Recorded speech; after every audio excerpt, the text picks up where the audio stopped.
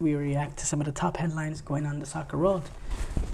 First of all, the USMNT, they came out a few days ago through Fox Sports, and said a decision will be coming in the middle of next week, which was this week. They said a few days ago, so to talk about this week.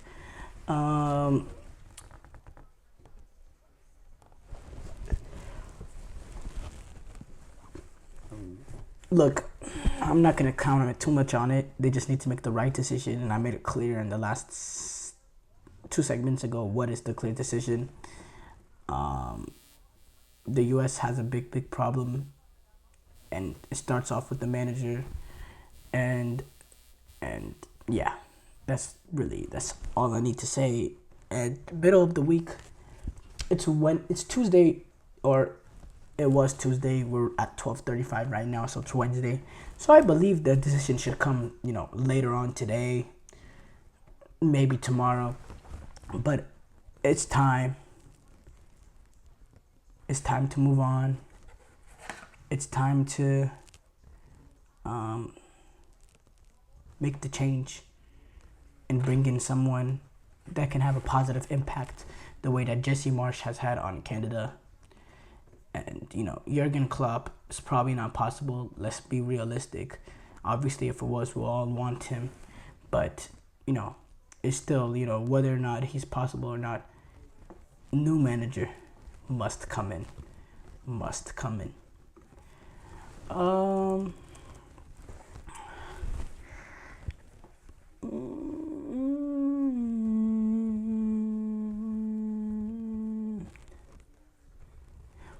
Okay. The Marseille mayor has told the club not to sign Mason Greenwood. The mayor of Marseille has told Olympique Marseille not to sign Mason Greenwood because of his unspeakable behavior, quote unquote unspeakable behavior. Greenwood, who has spent the last season on loan at Getafe, has not played for Manchester United since he was suspended in early 2022 for being arrested on suspicion of rape and assault with the Greater Manchester Police confirming the existence of these videos and photos that show some graphic details of such incidents. The England international was charged with all these allegations, but they were later dropped because of a withdrawal of key witnesses and there was an announcement that new material that came to the light meant there was no longer a realistic prospect of conviction. Marseille's mayor, Benoît Payen, told French radio station RMS on Tuesday, Greenwood's behavior is unspeakable, unacceptable, hitting his wife. I saw images that deeply shocked me. Massacring his wife in the way is unbecoming of a man, and he cannot have his place on this team. By the way, real quote, I'll fact check it. I don't think he was married. Mason Greenwood was not married. So, but yeah, the values of, this is what, continuing on with Payen, Marseille mayor, Benoît Payen said, the values of of OM in Marseille are nothing but that. In fact, it's a shame. I will ask Marseille's president, Pablo Longoria, not to recruit Greenwood. I don't want my club to be covered with the shame of someone who hits his wife. Sources have told major news outlets that Marseille have agreed with a deal that's worth about 27 million pounds. I don't know what that sign is. I think that's euros, including add-ons, plus a substantial sell-on clause to sign Greenwood. During a news conference, Marseille's manager Roberto De Zerbi said he does not hold any prejudice against Greenwood because of what happened in the past. Speaking of that, De Zerbi said, Mason is a world-class player, but we have not recruited him yet. I don't know what happened, but I'm not used to get involved in my player's private life. But if he comes here, you have to know that I treat all my players like my sons. I can tell them off in private, but I will never attack them in public. And yeah, it's interesting to see whether or not the mayor ends up actually having the power to make the Marseille think twice about their decision. Now, in my opinion, I think political figures should stay away from sports. Even if they're a fan of the team, they can root for them, they can be present at the stadium and all that, but don't get involved with anything else in terms of the inside workings of the team. Going back to the European Super League, obviously I was hugely against it. I hated it. It was a horrible idea, and it was a disgrace how the owners, did it behind our backs. But at the same time, I was really against the whole notion of Boris Johnson, the British Prime Minister at the time, coming out talking about how he'll pass laws against it and all that. Like, mind your business. You're a political figure. Worry about the political side of what's going on in your country and stay out of the sports, because you have no jurisdiction when it comes to the sports. You have no power regarding the sports. You're not the president of FIFA or the club or anything like that. You have no power in football. You're someone who has power in terms of politics, which is two different fields. I don't like that at all. I don't like,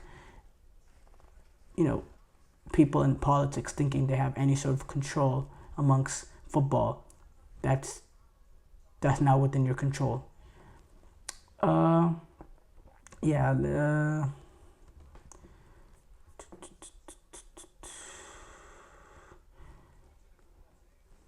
Yamal, he became the youngest goal scorer at a European Championship history. Al Ittihad, they tried to sign Mohamed Salah last season on loan, says the Saudi sports minister. Apart from that, there's no real headlines going on. Messi scored his 109th international goal, moving him above Ali Dai as second all-time in terms of goal scorers, international goal scorers in the history of football.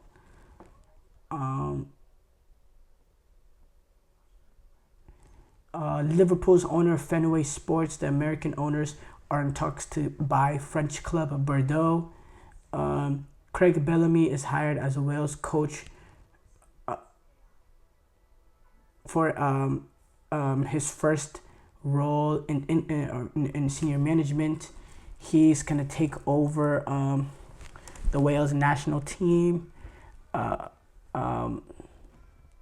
That's gonna be very interesting to watch. They have been, they have not been willing to hire former legends of their national team. And Craig Bellamy, you remember Ryan Giggs, he had his period of being the Wales manager before some of the scandalous behavior came out regarding what went on. But yeah, I'm interested to see. I liked Craig Bellamy's demeanor. I like his character. I think he's going to be a very charismatic head coach. He's going to keep it real. He's going to keep it very, very real. I always go back to, that press conference he had. I believe it was after a loss to Finland in a qualifier, in which they basically got knocked out already of the international tournament. And it was just a very funny interview, but very, very real and very straightforward. And he's very charismatic and he's very real. And yeah, I think this could be a good hire for Wales. Regarding his football, I don't really know his style of play. I don't know what his philosophy is regarding his footballing approach. But that's something we'll figure out, I guess, and we'll all be in it for a ride. And this is a Wales team that has earned themselves a pedigree over the last few years of reaching major international tournaments, and they've even reached a semi-final in 2016. So yeah, Wales is not just some little national team. This is a team with some real pedigree over the last few years. And yeah, it's interesting to see if we can get them back to European championships or World Cup.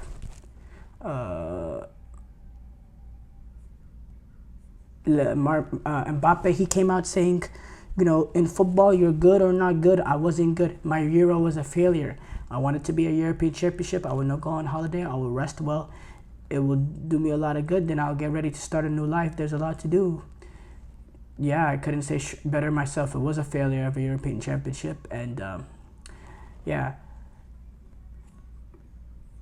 we will conclude today's show with that. Tomorrow we'll be back. We'll be talking about the two other semifinals between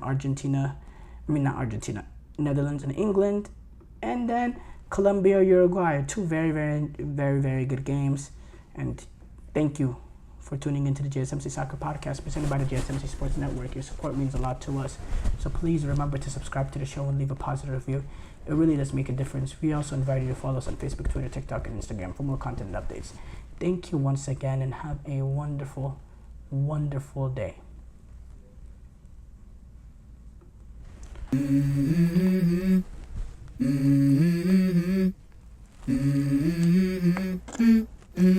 Let's go. I wake up to a little bit of drool on my pillow, feel like it's gonna be a